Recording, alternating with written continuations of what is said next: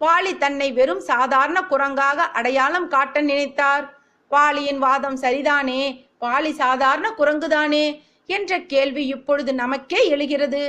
வாலி தரப்பு வாதமும் ஓரளவு ஏற்கக்கூடியதாக இருந்தாலும் வேதம் படித்தவர்கள் செய்யும் சந்தியாவதனம், சூரியோபஸ்தானம் போன்றவற்றிற்கு வாலி விரதங்களை அனுஷ்டிப்பது உண்டு.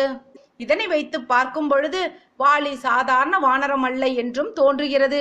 சரி, வாலியின் வாதத்திற்கு ராமர் எவ்வாறு பதில் கூறுகிறார் எனில், நீ வானரமாக உன்னை காட்டிக் கொள்கிறாய். உன்னுடைய வாதப்படி பார்த்தாலும் நான் மறைந்திருந்து தாக்கியதும் ஒரு நியாய தர்மம் இருக்கிறது.